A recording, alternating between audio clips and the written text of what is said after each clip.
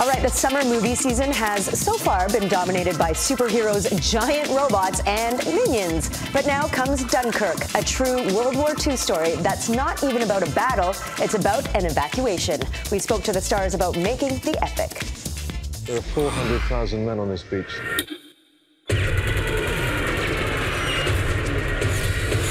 It's the story of the incredible rescue of hundreds of thousands of Allied troops cornered on the beaches of Dunkirk, France in 1940 by German forces. It's also a story that, up until now, hasn't really been told in a major Hollywood movie. It comes to us courtesy of Christopher Nolan, one of today's boldest filmmakers, the guy who brought us Inception, Interstellar, and the Dark Knight trilogy. Terry Hart found out from the stars of Dunkirk what it was like working with Nolan and taking part in the time-bending feat. I marveled watching this. I felt airsick, seasick. How did it feel for you guys? How immersive was this experience to make Dunkirk?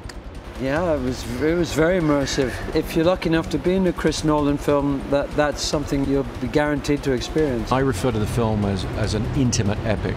So it's epic scale events, but we'll really try to put the audience there and look over the shoulder of particular characters that we're following. What has happened is a colossal military disaster.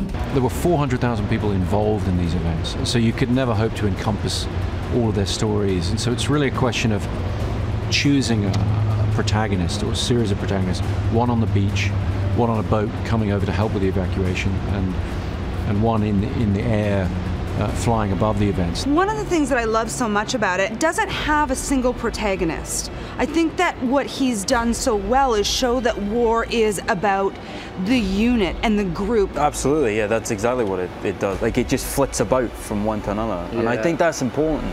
And it adds to the confusion of the whole situation. Yeah. People have a limited time to make a decision, and I imagine that's a very real aspect of these things. It's chaotic, and you're making crucial decisions that are going to affect your life and the life of lots of other people around you, and you have not got time to make them. Where's the bloody airport? Sometimes the dialogues, you're really leaning in to hear the dialogue, which I think must have mirrored what those men, they couldn't have heard each other amongst everything. We wanted to try and create an eerie atmosphere of quiet and of confusion at times, of not knowing. I think for those men on the beach, one of the more frightening aspects of it would have been not knowing what was happening, not knowing what the bigger picture is. And so we try and recreate that sense. You should never surrender.